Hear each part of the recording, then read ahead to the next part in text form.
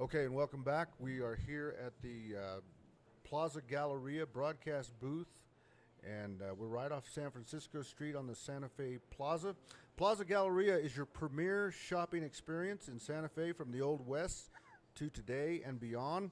The discerning visitor can find both old Indian pond and trend-setting designer jewelry, fine art and folk art, photography, and Western wear, and south of the border, textiles, offerings of artisan crafts and chocolates, even native pottery and guitars. Plaza Galleria truly has something for everyone. Stop by for a coffee at the espresso shop downstairs on your way out. The municipal parking lot across from the Galleria on Water Street makes getting to our shops and Santa Fe's historic plaza easy. So we are here at the Plaza Galleria, and joining me right now to my left is Matthew Campbell, and Matthew is from the village of Gamble in Alaska. Yes, Harlan. Is that right? Yep, Okay. I'm enrolled in the village of Gamble in Alaska. It's in the right. Bering Strait. Okay. And also we have the old friend of Native Media Network, Mr. Don Ragona, and always, you know how I remember that, Don, is I think of the song by, I think it was the old song, My Sharona. Yeah. Yeah, so, Thanks, Harlan. yeah. But now, okay, now you're from the tribe, the Machinecock. Matinacot, Nation yes, of New York. Yeah. of New York, and also Oglala. Yeah, okay. Good to have both of you with us. And, you know, we were talking with Heather, Don, earlier about the connection between the art world and the native rights world. And so if maybe you want to give your perspective on that, because, again, a lot of people don't recognize that there's a very definite connection. And so maybe you can tell us a little bit about why NARF wants to, really to make a presence here at Indian Market. Sure, absolutely. And that's true. A lot of people really don't understand the connection. But if you think about it, since time immemorial, Indian people have memorialized events, whether it's in their own personal lives or in the events of a tribe, or in more recent modern times, the past couple of hundred years, events that have affected regions or us nationally. And the way our voice was heard more often than not was through artwork. That's how we were able to express ourselves. That's how we were able to get our feelings across. Early in NARF's history, going back, now NARF, of course, was founded in 1970. In the late 70s, early 80s, artists came together to help support NARF. In fact, art shows were begun back then that toured the country called Artists for Advocates. And native artists would donate their artwork, and it was going on a traveling show that would be replenished and sold at each event to help support NARF and to help support the work that we do on behalf of Native people. But for NARF's work, and of course in more recent years the work of other Native attorneys and other Native advocates and activists, Native art has been able to thrive and flourish. Less than 100 years ago, it was outlawed. We couldn't be who we were. Boarding school era, the whole concept of kill the Indian, save the man. And through our work and through our advocacy and through the perseverance of our relatives and the sacrifices, we've got Indian Market today. And we're able to thrive, and we're able to take art into directions that I don't think any of us ever thought possible 50 years ago. And Matt, let me get your thoughts on the whole idea of art and native rights and native law all being sort of tied together. How do you see it? Right, well, I think like Don mentioned, just the history behind the federal laws that were in place over 100 years ago to outlaw cultural practices, dances, artwork, and other forms of art and identity is integral to how natives have been impacted by the federal government and the laws that were in place to outlaw those things. And so to see that art and our identity still alive today is just a testament to how strong our communities are, and to maintain that art work that we see all around us here today in the plaza during Indian Market and things like that. So it's a real testament to our people. And speaking of our people, I've been to Alaska on numerous occasions, and it you know there. When I see Alaskan art, I can pretty much tell right off the bat that it's from your region, and so is there any difference between as far as culturally between the lower 48 and Alaska, or are there more similarities when it comes to art representing real life? Well, I think there's differences and there's similarities. There's a lot of crossover in terms of how art is utilized to identify our culture, our people, and oftentimes it's really tied into how people live their lives. And many of the art pieces in Alaska are tied to fishing or whaling or hunting, and that's the same for the lower 48. A lot of the times the artwork is tied to those different cultural practices and survival. So while there are differences in what the art may look like, I think there are definitely a lot of similarities in terms of how the arts identify people and how they interact with their natural world and things around and how them. they represent a way of life. Right. Yeah.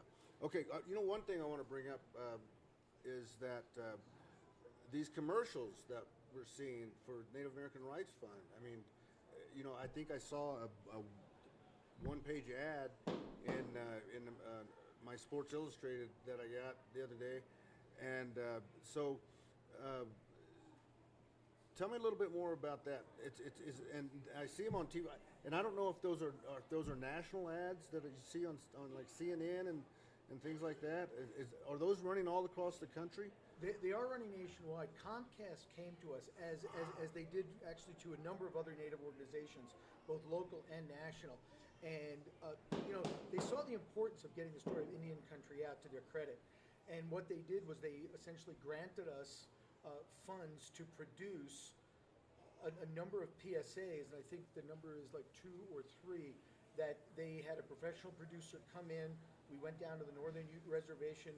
We worked out the scripts with them to make sure that they were appropriate and told our story in a very short soundbite. And they got them produced. And now they are nationwide. They can be shown at any different times on anything from CNN just to primetime television, Right. to sports. ESPN. ESPN, Yep. exactly. And they're basically there giving the message, quick and short messages, but enticing enough to get people to go to our website to say, wow, who are these guys? And what do you mean the Indian wars aren't ending? What do you mean they're going after Indian kids? And what do you mean Indian country is still battlefields, as some of the ads portray? So it's enticing enough for folks then to either make the call to us or to go to our website. And again, I can't thank Comcast enough for for giving us the funds to produce that, and then helping us get through the process of actually getting it produced and telecast. And Matt, what do you think the influence has been so far? Those commercials, the national campaign, and I mean, do you have people now coming up and say, "Oh, you work for NARF? Hey, I saw your commercial." Well, we have gotten a lot of calls about the commercials, and both positive and negative. But I think it's really impressive how the commercials do tell the story of how NARF works to represent our tribes and our people on different areas like Indian child welfare, Native voting rights, protecting Indian water rights, things that are sacred to Native people, like protecting sacred sites. So I think the commercials do a really good job portraying a lot of the different work that NARF does in order to protect sovereignty and work with tribes across the country. So what's the criticism? And one criticism that came across my mind the other day was, they're taking this state is taking away our Indian kids. Well, doesn't the parent? I mean, how do you get into that situation in the first place? So, to me, there's like, there has to be like a prelude to before the state even gets involved. But what are some of the other criticisms? Well, I think part of it is a lack of understanding and education about Native peoples in general. And just some ignorance a little bit about, the history that's been there, and that there's still issues that are going on. We're having to battle in different areas to protect our resources, to protect our water, to protect our children. And people don't understand that, based on the history that we had with the federal government and the state governments, that there are still a lot of issues out there that we have to work diligently to protect. And just to add to that, Harlan, people are uncomfortable with their own history in this country. I just wrote a column about that. And I think that's just taking off from what Matt had just said, 100% right, but people don't want to rock their own stereotype of who we are. They like us in the niche they've created for us, and they don't want to leave it. And so when we want to tell our story, it makes them very uncomfortable. Mm-hmm. Okay, gentlemen, thank you very much. Thank you, Harlan. Thank you, Don. Thank you, sir. Madonna. Good to see you again. We appreciate you being here. And again, they're with the Native American Rights Fund, and that's narf.org, right? www.narf.org. That's right. See, you're giving away your age. Nobody uses www anymore. narf.org. Okay, Thanks, thank Harlan. you very much. Thank you, you, sir. gentlemen. We appreciate that. That's right. Okay, again, we are, trying to bring you some the inside view of the Indian market, and we also want to thank Santa Fe Tourism. And this broadcast of Indian Market is a collaboration between Tourism Santa Fe and Santa Fe Media Network to promote the visitor and tourism experience of Native American culture in Santa Fe. And you can tune in at any time to www.sfnm1.com on your cell, pad, or your web-enabled TV for the latest events and happenings in Santa Fe. You can also visit santafe.org for current events. But the big event, of course, that's going on here is the 95th Annual Indian Market. And I tell you what, the crowds just seem to get bigger and bigger each and every year. And we want to thank you for tuning in. And also, we again want to mention that we're registering you for a free 2-day stay in Santa Fe, compliments of Tourism Santa Fe and Heritage Hotels. And again, if you want to log in, I believe you can go to hhndr.com. Is that right? and that's hhndr.com. You can register, and we may bring in Harmon. You want to maybe come in and explain a little bit more about that as we go to a video, just real quick here. One of the people we met right out on the plaza was a young lady named Angie Yazzie, and she's from Taos Pueblo, and I'd like to play that little clip that we had with her. She's an award-winning potter. So if we could... Live yet. Okay. We're going to be doing it here and we're going to go back into our studio and run this. So we're going to record it. Okay. But we're going to put it on Do I look all right? Yeah, you look all right. Or... Okay, we rolling? All right. So go ahead and tell me your name. It's Angie? I'm Angie Yazzie from Taos Pueblo. From Taos Pueblo. From Taos Pueblo. And how long have you been coming to Indian Market? I've been coming to Indian Market for about almost 20 years. Since I believe sometimes in the 90s, I believe it's been a while. So yes. And tell me a little bit about the work that goes into Indian Market. I mean, I always hear stories from artists who say, they're sleep deprived and that, it's real kind of stressful, but it's also fun. It's a lot of fun. It's like a ceremony. You enjoy it and you look forward to it all year. You prepare for it. The whole family's involved, so that's what's great about it, because it brings us together as a family and a people. And for us, it's a gift to everybody out there in the world, so we enjoy it.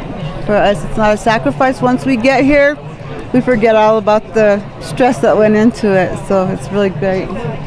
And tell me a little bit more about the people from Taos, because we're going to have viewers from all over. So, what can you tell us about Taos Pueblo? Taos Pueblo is a very traditional, very sacred place. I was raised there by my grandparents.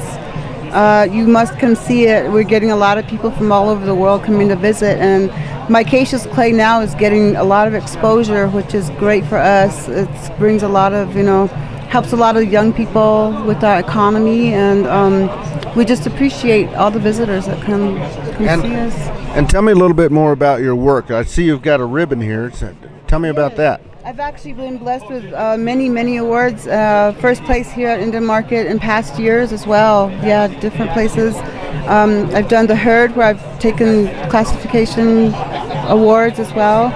I'm really blessed because a lot of people are doing micaceous now, so I'm still very blessed to at least be mentioned with the honorable.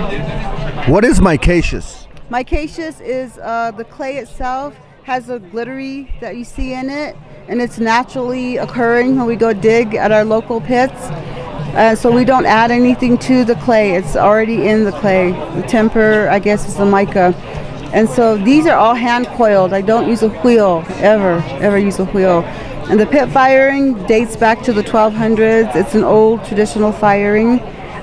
So that's what we use. And traditionally, we're used for cookware. You can fry foods in them. I've made woks for some of my collectors, so it's it's versatile. Yeah. Okay, well, good luck, Angie Yazzie. I hope you sell out everything. Okay, thank you.